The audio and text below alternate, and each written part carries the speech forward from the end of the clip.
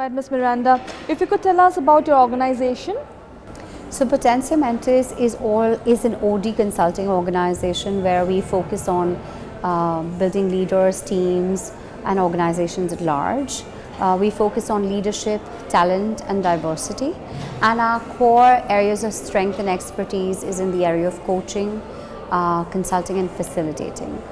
We work with organizations extensively to ensure that they are being open to raising their awareness on emotional intelligence and how to make not just their lives but their work, and lives at large really worth living and positive.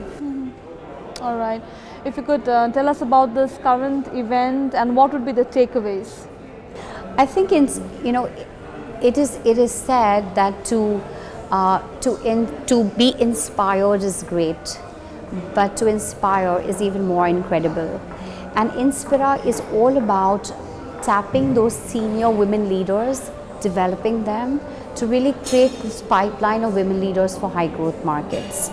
And I think Inspira, the way it is designed, is built on three key aspects. One is, and we call it the C model.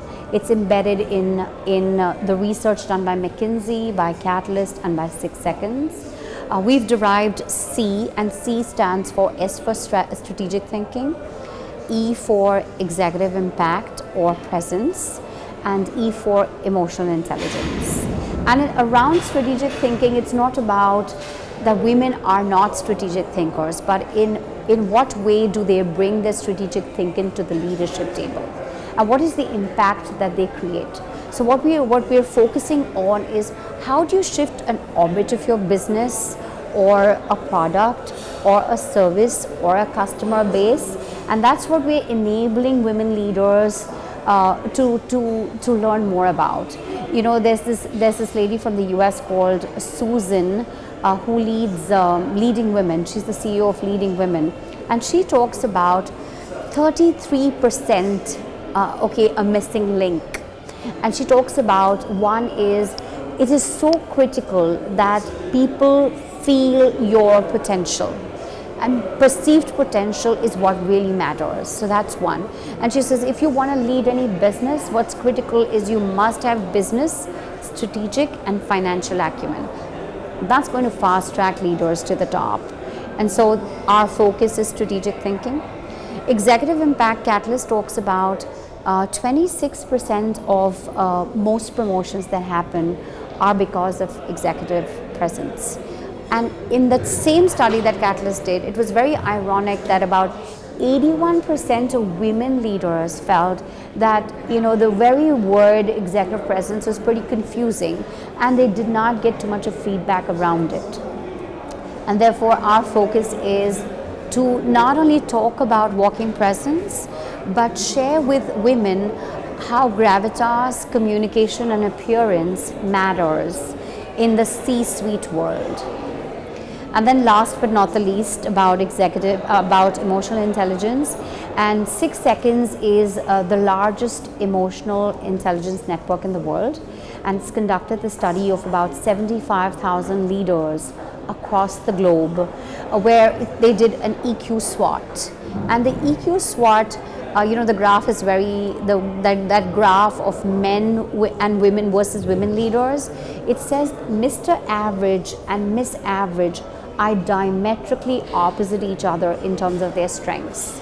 And this makes a business case to see more women at the leadership table and more women on the board. Right.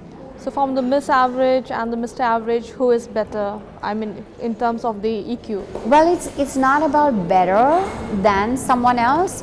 It's about what are Mr. Average's strengths and what are Miss Average's strengths. For example, one of the strengths that Mr. Average has is that their ability to fight or flight in a situation where there is a conflict. Navigating their emotions and navigating their way out of the situation is something that men really do well, men leaders do well. Whereas in terms of the women leaders, their ability to do a cost benefit analysis and make the right decision comes really easy to them. So I think there are more similarities and differences that we can see, but it's about differing strengths that we should, they complement each other, and so we should use them at the table. All right. At present, how many corporates are you associated with, and how many companies are opting for this test? So in terms of emotional intelligence, we've actually given a free brain brief profile to every woman leader at Inspira. We've got about 40 corporates that are attending, manufacturing, IT, entertainment, technology. So we have quite a spread of corporates. What we've done is we've got them to experience the brain brief profile, and tomorrow we're going to focus on 2 key labs. We call them experiential labs because it's hands-on experience. So in the strategic thinking session, we're actually going to work hands-on on 3 live cases. Ranjan Malik is really going to share with them how to make that orbit shift happen. And in executive impact with emotional intelligence, we're going to be talking about how does one's brain style or one's orientation to either emotional or the cognitive side, and how that really impacts us as leaders. And so we're going to be talking about power and influence, emotional intelligence, and navigating our emotions through it so that our executive impact shines brightly. All right. Well, with all this, the intelligence quotient and the corporate clients in place, according to you, what do you think is the challenge the corporate sector of India is facing? The major challenges for women empowerment reaching the boardroom? Well, I think the effort that corporates have put till date is great. I think however, it's rather fragmented. There is no well-structured, integrated development solution for women leaders today, especially the senior women leaders that are striving to make it to the C-suite. This Catalyst data that says that there is no aspiration deficit. So where is the challenge? And for the clients that I've been dealing with, their voice has been, I am struggling to find a solution for senior, women leaders, and therefore Inspira started doing deep research to build out the brand and to find ways in which we can engage corporates in this movement to develop and build a pipeline of women leaders for India Inc. And we think that Inspira can really address the gap and enable women reach to C-suites at a faster pace. All right. Your predictions in the next decade or two, how many CEOs would we have of MNCs and the absolute big names?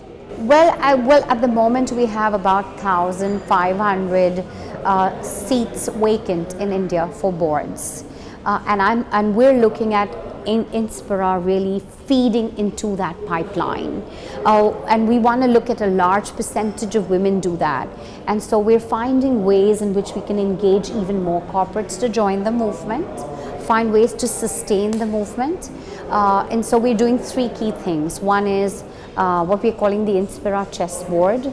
How do we engage the women leaders post the 7th and 8th Inspira to really pen down their experiences and glean from others? We're also doing a cross-industry mentoring initiative that's going to not just engage women leaders, but engage male ambassadors to be mentors to these women leaders. And we're trying to do it across industry because, sharing of experiences. Women leaders are the same, it's just the context is different so that they can learn from each other. And we're also doing something called the My Coach series. So one of Anant Maheshwari's questions today in the keynote address was, do you have a coach or a mentor? And so I think Inspira is going to spark that culture of wanting a coach to develop and fast track to the top. All right. What's the extent of hand-holding? What's the extent of hand-holding? Of hand-holding? Well, I think these are very senior women business leaders. And they have a degree of strategic thinking, executive impact, and emotional intelligence. Otherwise, they wouldn't have been in that position. However, it's about finding out what is their niche challenge, or where is it that they need that support. Do they need it from a male ambassador? Do they need it from a coach? Do they need it from their manager? So we'll have to really work closely with organizations to identify what are those niche challenges and build customized solutions for them to be able to grow the pipeline of women leaders. All right. Anything you would like to add? Well, I think that I think India has a tremendous amount of untapped women leadership talent. And I think Inspira is geared, not just geared, but I think the C model is relevant, it's structured, it's well integrated, and it's based on research. And I think that's going to help us reach our target at a faster pace. Any plans of Inspira to go ahead and check the other sectors, not just the corporates, but any other sectors where women are doing well, and you plan to go ahead and help them as well? So I think I want to answer that question a little differently.